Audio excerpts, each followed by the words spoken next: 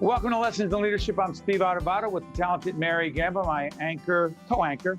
She'll be anchor at some point, and she's the executive producer. Mary, who do we have lined up for today's Lessons in Leadership? Well, we have someone extremely talented, she's just the best. I'm so excited. Michelle Adubato, who is the CEO of the North Ward Center. Michelle, we are so excited to have you join us. Oh, and you also happen to be Steve's sister. Mm-hmm. Yeah, she's also the founder of the Center for Autism. Who do we have on the back end of today's show? Not as famous as my sister, but he's important. He's pretty important. It would be Greg Schiano, and from Rutgers University. He's not from. He's the head football coach. The head football coach at Rutgers University. I'm a Seton Hall basketball fan, but I root for Rutgers football because Seton Hall doesn't have football. But we'll talk about not football, but about leadership. Hey, why don't we do this, Mary? Let everybody know before I bring my sister in. Let's let everyone know where they can find us and who pays for the show. Definitely. So you may be watching us right now on News 12 Plus. You can find us here every Sunday at 10 a.m. And we are also at iHeartRadio, Google Podcasts, Spotify, Apple Podcasts, Audible, which is one of our new locations, which is super exciting, ROINJ, NJ.com. Who am I missing, Steve? I think that's everybody. Yeah. And then, of course, if that was too hard to follow, you can go to stand-deliver.com. That's our website, where you can not only find links to all of those locations to find us, you can also find valuable information about Steve's book, free articles. So there's a lot of great stuff there. And while I have the screen, Steve, can I plug our sponsors? Yes? Perfect. I would love to thank our sponsors. So we have Valley Bank. We have the International Union of Operating Engineers, Local 825, New Jersey Sharing Network, Prager Metis, and then Seton Hall University and the Buccino Leadership Institute. So thank you all for making this show possible. Yep. Hey, speaking of this extraordinary book, Lessons in Leadership, which is the name of, this is what spawned the name of this video podcast. My sister, Michelle. Hey, Michelle, how you doing? Good. Okay, let me ask you a question. What's holding up your computer right now? No, what's holding up your computer? If I show you, this beautiful shot will be gone. Is it not a fact that you are simply using copies of Lessons in Leadership just to prop up your computer? Stephen, I'm not using one, I'm using two. So at least I have two. You have not read a single chapter, but you use it to prop things up. I'm going to challenge you on that. Go ahead. I want to talk about chapter 9. Huh? You don't even know what chapter 9 is? Yes, I'm not going to have to look. Chapter 9, chapter 9 is building future leaders. Don't test me. Wait, which chapter 15? Chapter 15 is on change. You got it. Change. Wow, listen, Steve, that's impressive. I wrote the book. Stop it. Hold on a second. By the way, our older sister, who's considerably older, Teresa, who heads up the Robert Schutt Academy. We're going to have her on one day. Our dad, Steve Sr., is a whole family thing. Mom, I know you're watching right now. Don't be mean to your sister. Okay, all that stuff. What did our dad passed in the fall of 2020 after a long illness? He influenced all of us in good ways and not so great ways. He's the best. He was the best. What did Teresa call Steve Sr. when she wanted something? Daddy. Daddy. Daddy. And I looked at Michelle like, who's she talking to? I was like, it's Steve Sr. Daddy. Daddy. And it was always something she wanted. Yeah, I know. My mother's going to call us and say we shouldn't tease our older sister. Teresa, you can come on and speak for yourself. It's not a family show. By the way, we talked about this, Michelle. I swear we'll get into substance. Mary grew up in the nicest family where people were nice to each other, didn't interrupt each other, supported each other. Oh my God, they loved each other.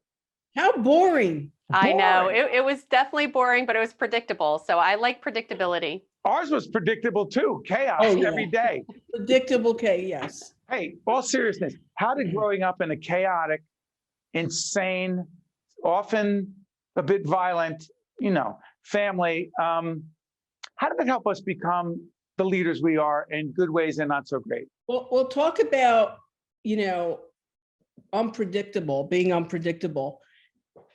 Look at what's happening now. Look at what this year has been about. If this has not been the year that no one ever thought that you would be saying the things that you said, or doing the things, or wearing these things, like I think the way we were brought up has prepared us, has certainly prepared me to go to that chapter 15, that change is the only constant. And that is It true. is. Change is, you need to be prepared for change and for things that happen that is totally unexpected, things that you don't want. How do you fix it? What do you do? Moving into May 2021, this will be seen later. Mary, I'll have you come in a second, but I'm curious about something. Michelle, you need to talk about this. You and I have been talking offline a lot about vaccines. And again, things will evolve as we move forward. You have really worked very hard with your team. And this is a leadership issue. I actually said this to Michelle offline the other day. I said, what is pushing people to get the vaccine and create a workplace where people are vaccinated? What the heck does that have to do with leadership? Your response? It has everything to do with leadership because we are so interpersonal. By the way, tell we're everyone so what the North Ward connected. Center is. I'm sorry, Michelle, I didn't do that. So the North Ward Center has been around for the past 50 years. Has really been the fabric of the North Ward community and the In Newark Newark. community in Newark, providing so many different services, including the largest preschools in Newark, adult medical day program for seniors, the largest youth leadership recreational program, so many more things that Our dad that we started in do. 1970. Yes, in a storefront on Bloomfield Avenue. And look how we've grown, and we're really proud of that. So vaccines and leadership, go. I mean, the only way for us to truly get back to in-person and providing the services that we need, is to be in person. It may work for some other companies where you can still do virtual, and I'm sure some aspect That's of us. virtual, right? Absolutely. Some aspect of virtual will be a part of all of our lives, but not when it comes to service. And that's why it was so important, especially for the North Ward Center, for me to step up and say, and I was one of the, I was vaccinated early on, and And it you needed also, we've to said be this done. before, sorry for interrupting, you were sick very early on with COVID. Right. And, the thing about this is you had the first wave of vaccinations, and that's everyone who wanted to, who really was like, I'm going to get vaccinated. You had that wave, and that wave has passed. And now you're into a second wave of people where you have to convince people, you have to talk with people, you have to say, this is the reason why we need to do this. And because there's so much noise out there right now, because this is the group that I think is the hardest group to hit. And that's why we're spending a tremendous amount of energy and time and helping people and guiding people, on how to get the vaccines, where to get the vaccines. Do you need what do you need to help, to get there? Transportation, is it technological assistance, whatever you need, or it's just maybe just a holding of a hand to say it's going to be okay. I did it, you can do it. That's leadership, Mary. Yeah, definitely. And Michelle, you've talked about this being a movement, and I think you hit it right on the head with that one word. You are transitioning to a lot of in-person activities now, as you just said, that are so important. How are you doing that? And how are you keeping everyone confident and safe? Because I know myself, like the first time I recently got vaccinated, and the first time that I was in a space, I was like, wait a second, I feel a lot safer. How are you giving people that confidence going back to in-person services? Yeah, and Mary, I think you raised such a good point, because I have to tell you, I feel different. I feel different being vaccinated. Before I was vaccinated, there was just such a sense of like, you were constricted. You're like, oh my God, who's that person? What's going on? And there's a different feeling. It's not that we're going to go out and do something irresponsible, but it's the idea is that you could walk into a store and you can go to the doctors. I'm going to PT and do these things that, that you wouldn't even dare do before. And that's just that sense of like relief is I hope that, that's how we can, translate that to the people who are a little hesitant right now. And we are moving back to in-person services. And it took a lot for me to get there. I had to take my own maybe issues of because I never would want anyone to get this in any way. I never would want to be responsible for, even being a part of that. And so when it was time for us to make that move, I really had to take a breath and say, we're going to plan this thing out. And when I say plan, I mean, we have planned. The Autobatos every are planners. That is Okay, one thing can I you can talk tell about that? everybody watching. And Mary, listen, you just leadership and logistics, meaning our dad, Steve Sr., God rest his soul. And by the way, if you ever want to find out about who Steve Autobato Sr. was and the impact that he has had, go to Wikipedia. Michelle, our father taught us that being a leader wasn't just about making impassioned, persuasive, powerful speeches. It was logistics. No detail too small, Michelle Autobato? Absolutely not. It's being there. It's planning it out. It's where's the chair? Where is this? It is. It's like who's Okay, sitting hold on, back over up, there? Michelle. There's a rally they're having, right? There's a rally. They're very involved in politics. By the way, mother, Ma, we love you. I know that I'm your favorite, but that's not the issue. So here it is. They're planning a rally. They expect 1,000 people. And they have all the chairs set up. They have seniors coming in. They bust them in, right, Michelle? Absolutely. They give them food. They bring in other people. And then all of a sudden, they find out there are 800 people. Michelle, what happens in the back of the room with 200 chairs? You get rid of them.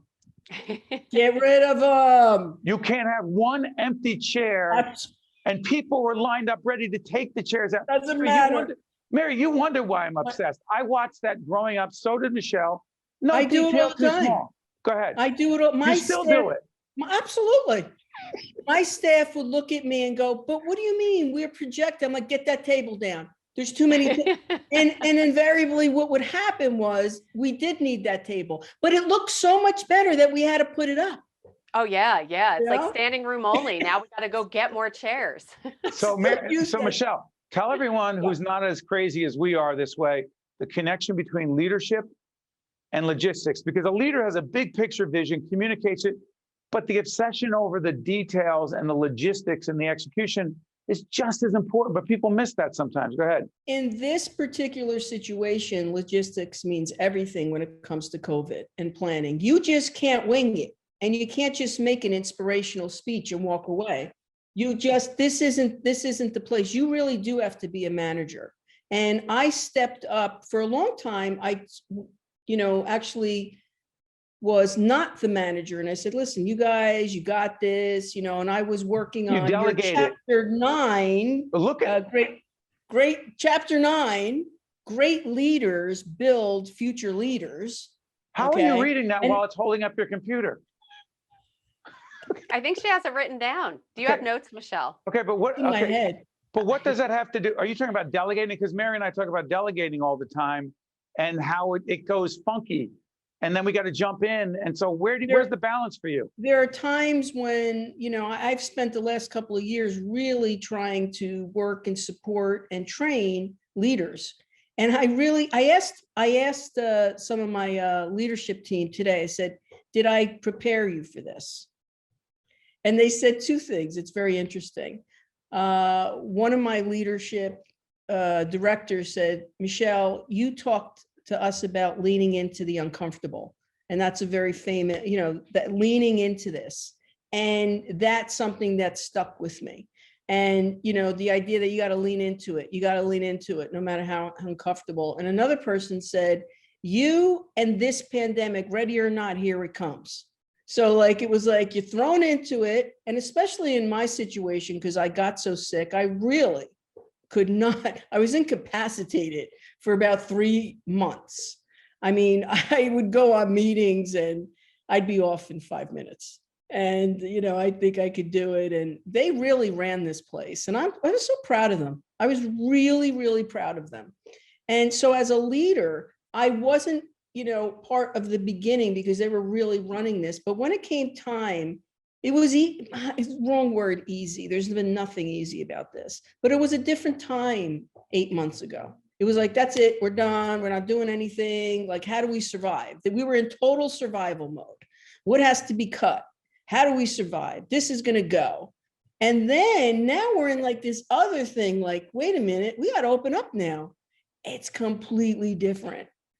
And so you have to, as a leader, you have to be able to be flexible and move and say, okay, now this is pivot. what it is. Constantly pivoting, right? Absolutely. Mary, go ahead. Mary, I'm sorry. My sister and I haven't I had a could sit here and listen to this No. all day. Sylvester, just take me out. It'll just be the Steve and Michelle Adubato show for the rest of the day. No. We have. Please By the way, don't. what's the thing we like doing the most with Mom when I'm on the phone with her, and she starts talking a little bit about you, or she's on with you and she's talking a little bit about me, and she's not so thrilled. What do we do to her? You do that. I don't do it.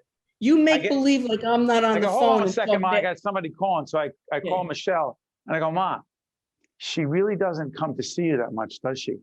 That's so And- mean. Oh, That is yeah. so And then my mean. mother He's says stuff. like that brother. He's that guy sometimes. Sorry, I apologize. Hey, before we end the segment, you made me sound like a horrible brother growing up. And I was mean. I was like Made Eddie up for it. Haskell. Because you have a lot of money and you give me things. On I that let you- note, Steve, I think we got to call listen, it a day. I let her use my shore house and I only charge her half the rent. Michelle, don't leave people thinking that I'm not the best brother now. Best brother ever. Don't just say that. And my only brother. You're the best. I'm just saying. Steve Sr., God rest his soul, would be proud of his youngest daughter, Michelle Adubato. All of us. All Yeah. of us. Well, the other one, we'll talk another time, Teresa. She's the best. I love her. Let's get her on. Okay, Mary, Steve, Michelle, Lessons in Leadership, Coach Greg Schiano, Rutgers football coming up after this. This edition of Lessons in Leadership with me, Steve Adubato, and my colleague Mary Gamba is brought to you by Valley Bank, the Buccino Leadership Institute at Seton Hall University, New Jersey Sharing Network, Prager Metis, the International Union of Operating Engineers, Local 825, and Seton Hall University, showing the world what great minds can do since 1856. Welcome back to Lessons in Leadership. Steve Adubato with Mary Gamba. I want to thank my sister Michelle Adubato from the Northward Center and the Center for Autism. Hey, switching gears dramatically, Mary, Greg Schiano, the Rutgers football coach. They're in the Big Ten. Talk about big time. Very difficult to win there. He's coming back. He was in his 30s the first time he was the Rutgers coach, comes back in his 50s. Talks a lot about maturity, right?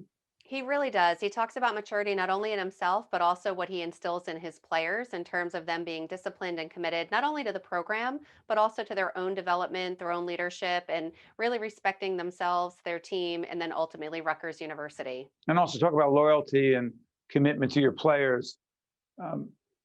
Check out the story of Greg Schiano talking about the extraordinary Eric LeGrand, number 52, retired at Rutgers, 2010, paralyzed in a game against Army. And also check out our interview with Eric LeGrand, who 10 years later has got the most positive, upbeat attitude of anyone I've ever met. The relationship between Greg Schiano and Eric LeGrand is extraordinary. It's not about football. It's about life and caring about other people. And we often say you can't teach people to care.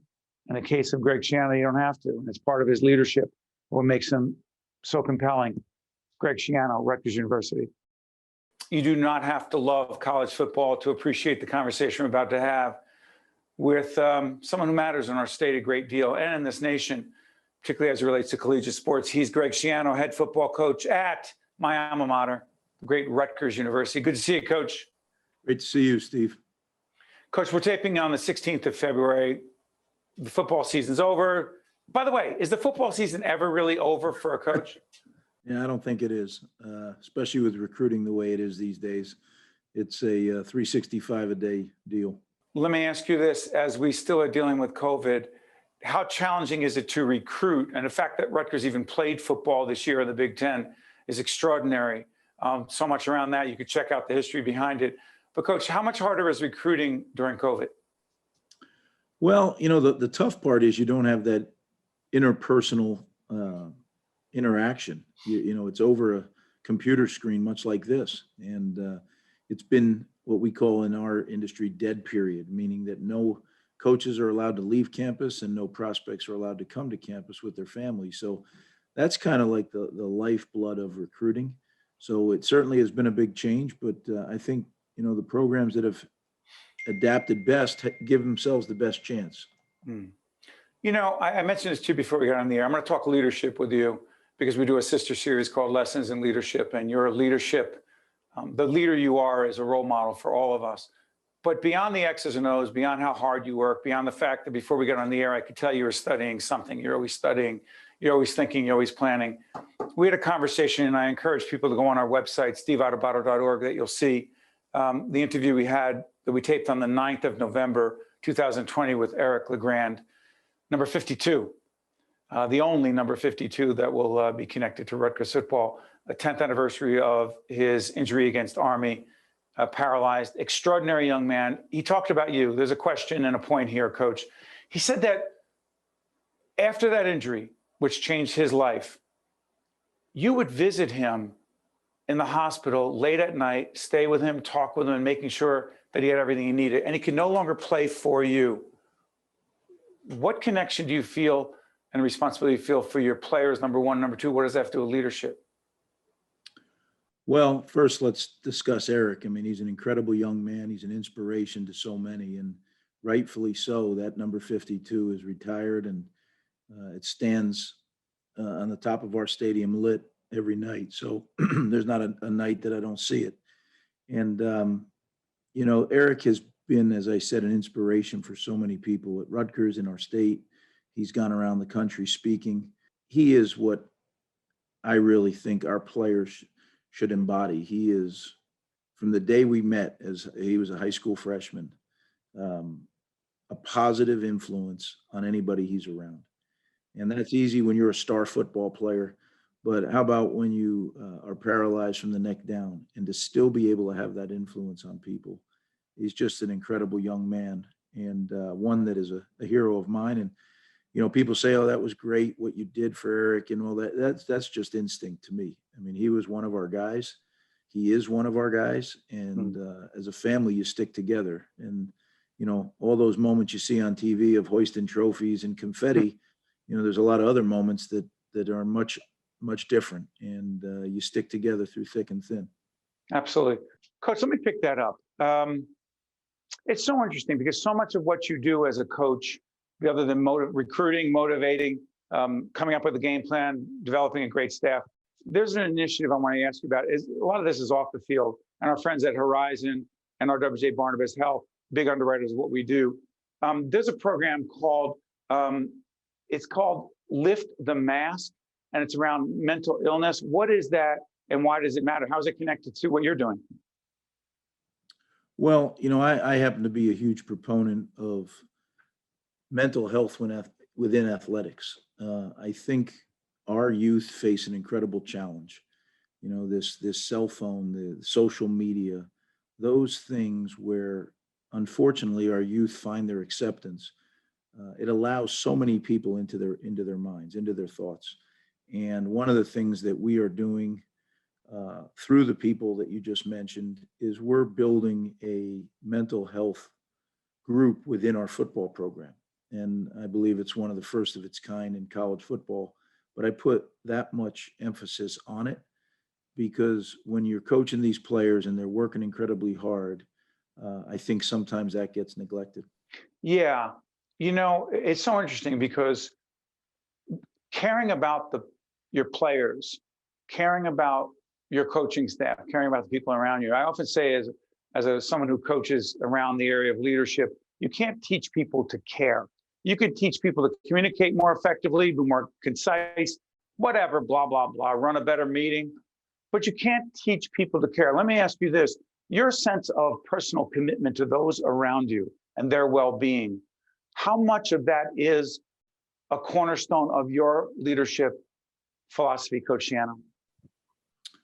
Well, that's my purpose. And, you know, my goal is to win a national championship at Rutgers, but I think there's a big difference between your goal and your purpose. And maybe in my younger years, there wasn't always a big difference, which is dangerous.